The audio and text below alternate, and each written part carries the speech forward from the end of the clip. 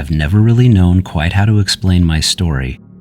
It's hard to understand because two things happened at once, and I'm still not sure what to think about it, but here's what happened. When I was 19, I lived in a normal neighborhood in the Midwest. On one typically hot and humid Saturday in the summer, 5 of my friends and I met up at a park we used to go to hang out and play frisbee. There was a big open grass area we would use that was in between a parking lot and a baseball field, and the rest of the park had a road and houses around it. By late afternoon, and while we were spread out in a circle and throwing the frisbee, we could see thunderheads building and started to hear thunder off and on in the distance, but it hadn't started raining yet, so we kept playing.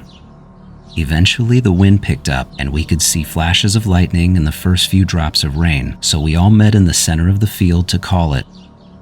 I remember walking together toward our cars and talking about getting food when I noticed a static buzzing sound. It sounded like the hum from a high voltage wire, but it got louder, and then I could feel it in my chest, and I could tell the other guys were feeling it too. Right at that second, I looked up toward the sky, and for me, it felt like time slowed down. I know this sounds insane, but I'm not exaggerating. Everything around me literally switched to slow motion. I could see my friends turning their heads. One of them was wiping his face with his shirt, and it actually looked like a slow motion replay from a football game or something on TV. Then, for just a split second, everything came to a complete stop. Every one of my friends were frozen like a still picture, and I couldn't hear a single sound around me. I didn't even have time to understand or be scared about what was happening because there was an explosive, blinding flash of light, and I felt like I got hit in the chest by a truck. Then everything went black.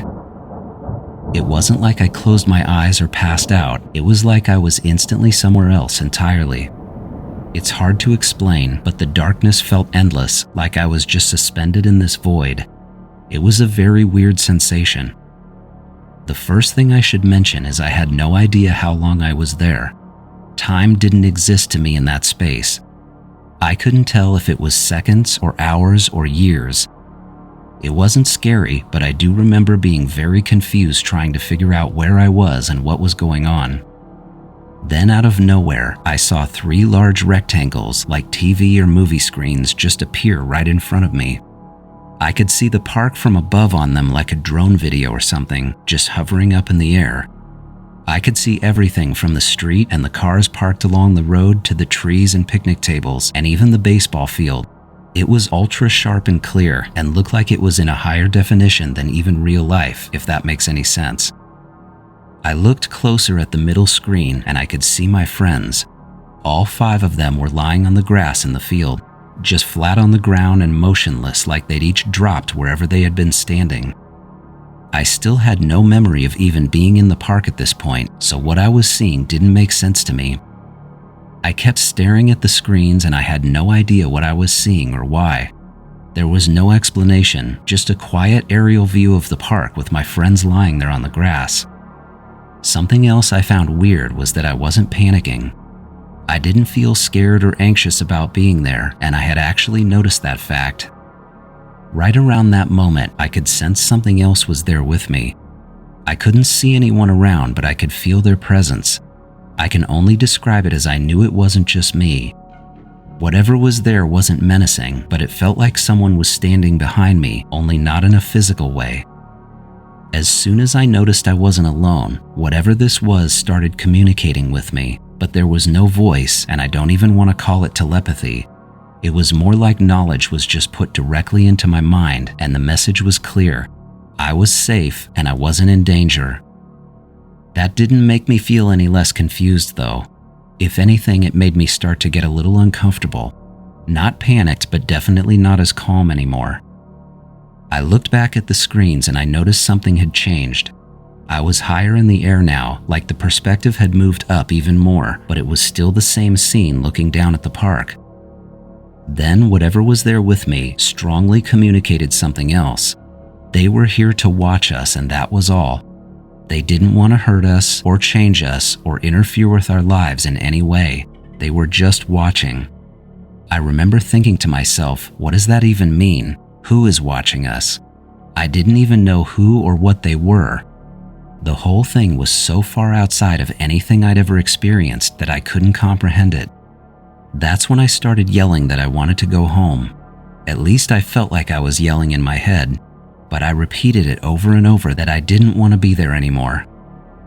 Right as I was starting to get very agitated, I looked off away from the screens and almost behind me, and I could see something moving in the dark. It was barely visible, like the only light on it was from the light coming off the screens. Whatever this was roughly shaped like a person, but also not really. Something was off and the proportions weren't right. I could see the outline, but it was more like a shadow than a solid figure. This is when I felt a real panic start to creep in, but as soon as I felt that, it communicated one last thing to me. They meant no harm and I would go back now. And in an instant, I was back, face down in the wet grass. My cheek and my open mouth were actually smashed into the field, and I could smell the rain and dirt. I remember trying to get up faster than I should have, totally lightheaded and disoriented, and I felt like I could almost hear my heart racing. I looked around and saw some of my friends getting up off the ground too. Every one of them had been down on the ground like I was. The friend who was close to me and someone I had known since grade school locked eyes with me and said, "Did that just happen?" I will always remember what I said back to him because without even thinking, I said, "I think I just met God." I don't even know why I said that, it's just what came out of my mouth. As we were getting up, my memory slowly started coming back about being at the park and the thunderstorm. A few of our friends had been farther out, and I remember seeing them walking over to us and saying that we'd all been hit. When they got to us, they said a bolt of lightning had hit the field right where I had been walking. Since they were slightly farther away, they got knocked down but didn't get knocked out like my other friend and I had been. They said it was an explosion of light and then all of us were on the ground. As soon as we were all on our feet again and checking ourselves out, this man came running across the street. He was yelling and asking if we were okay, and he said he'd seen the whole thing happen from his house across the street. His wife had already called 911, and he told us he saw the bolt hit the field and then watched all 6 of us drop to the ground. He helped us walk back to our cars, and only a few minutes after that, an ambulance and a fire truck showed up. The storm had mostly moved off at that point, so the paramedics checked us out right there on the street for a solid 30 minutes. While that was going on, a few other people had walked over to see if we were okay, and after all of it, none of us really had any injuries from what they called an indirect lightning strike. We were definitely shaken up pretty badly, especially me and the friend who was near me, but we weren't injured. Shortly after that, they told us we were okay to go home and said to come in if we had any other pain or problems, but we all got back into our cars and drove to my friend's house. When we got there, I remember feeling a little sore and maybe still a little out of it, but we spent the rest of the evening talking about what happened. None of us could believe we had all been hit by lightning. Well, indirectly anyway, but still, it was completely crazy. We did end up ordering pizzas, and being 19-year-old boys, we were already joking with each other about it by later that night. While we were eating though, I did bring up what happened to me and told them all of the details I could remember. No one else had anything like it happen. I was the only one that had any kind of experience after the lightning hit. After talking about it, we realized that only 2 of us had actually been knocked unconscious. That was me and the friend who was next to me. The other 4 had only been knocked down to the ground but stayed conscious. They were still dazed and felt like they'd been punched in the head, but they were awake the whole time. Those 4 agreed that we were all on the ground for about 15 to 20 seconds. Everybody else thought it was crazy that I'd had such a vivid and weird experience when I got knocked out, but I basically just left it at that, a weird thing that happened to me and not them for whatever reason.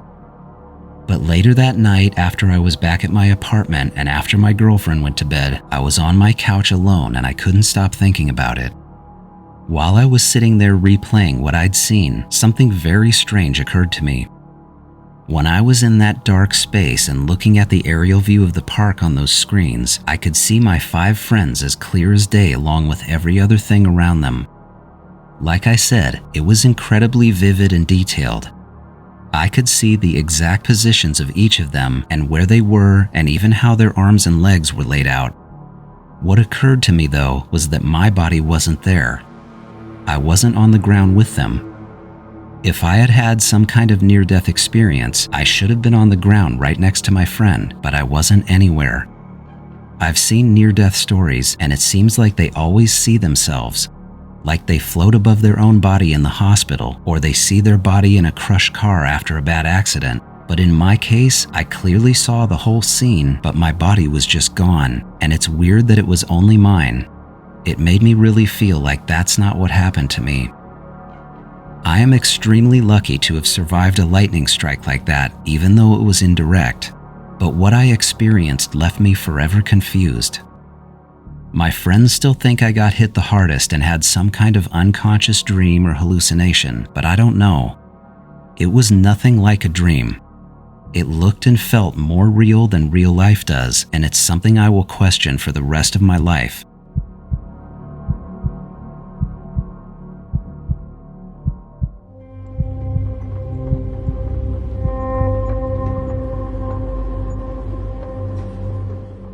I was 12 years old when this happened.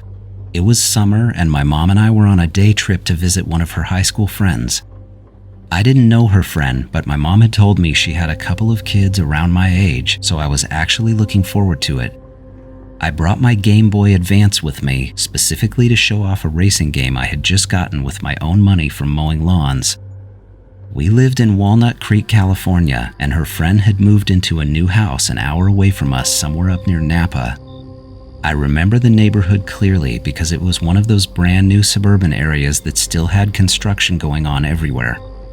Some of the houses were finished, but there were still empty lots and land where they hadn't started building yet. In between the sections of houses, there were leftover patches of forest, like clumps of trees that hadn't been cleared yet. When we got to the house, my mom and her friend hugged and were loudly talking about how long it had been. You could tell they hadn't seen each other in years, and I remember wanting to just get inside and play my game. Her friend introduced me to her two boys, both of whom were close to my age, and then there was her daughter, who was maybe 4 years old at the time. We got ushered into this playroom down the hall, where the three of us hung out and played with random games and toys they had. From the playroom, I could see into the kitchen. My mom and her friend were standing at the counter, drinking wine and making snacks for us. At some point, I got up to ask where the bathroom was. My mom showed me where it was, then gently told me to stay in the playroom for a while afterward because they were going to be talking about adult things. When I was done, I started heading back to the playroom. On the way back, I passed this little sunroom they had off the hallway. It had French doors that were cracked open and I could hear them talking. I don't know why I stopped, but I was curious what they were talking about. I think I wanted to know what adult things actually meant, but if I'm being honest, I genuinely wanted to hear them say a cuss word. That's where my 12-year-old mind was, so I stood there just at the side of the open crack and listened. My mom's friend was talking about something strange that had been happening with their daughter, which was the little girl I had just met. Apparently, she had started sleepwalking, but it wasn't just normal sleepwalking. It had started right after they moved into the house, and it wasn't something she had ever done before. On the very first night, they had found her outside, not just out of bed, but literally sitting in the backyard alone in the middle of the night. This had scared them so badly that her dad installed a lock on her bedroom door that they could use from the outside. Then he added a second lock on her window. I remember intensely trying to listen after that because I didn't expect them to be talking about something so weird. Then her friend went into a second episode that happened. She said they were woken up in the middle of the night to this incredibly loud boom, like something had slammed into the side of their house. My mom's friend actually thought a car had crashed into the wall because the whole place shook.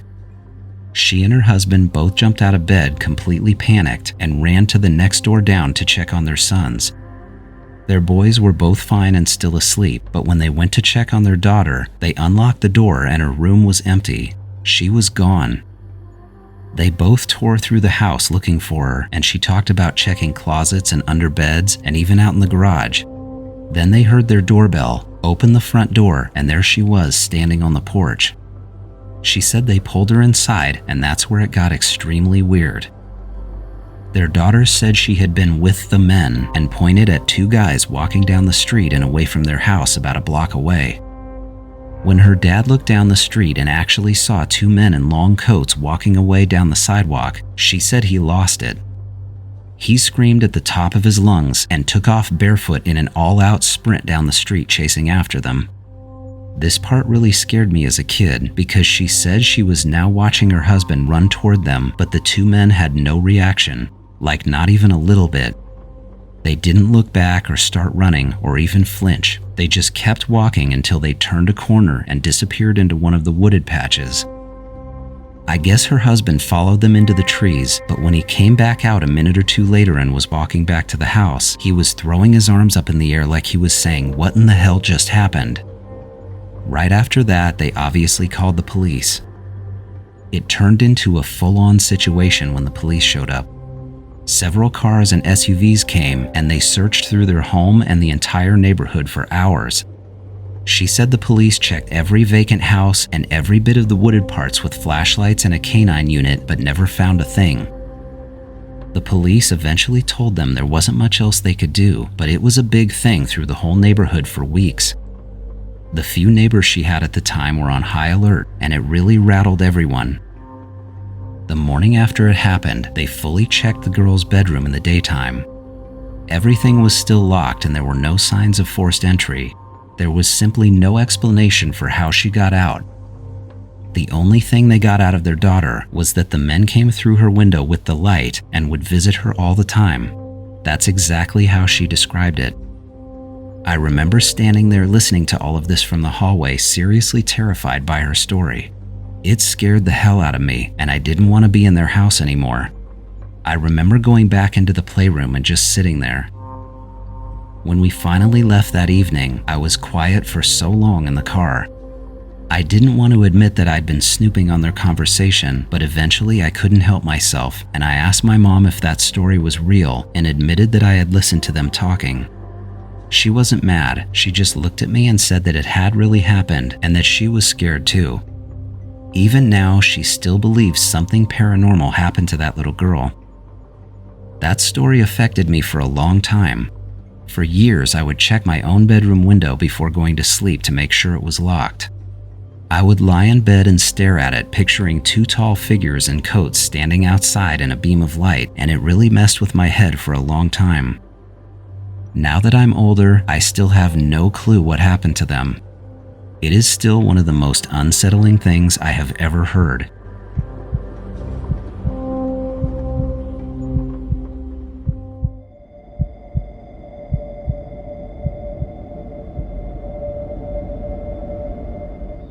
This is an old story from when I was much younger, but it's part of a well-known event.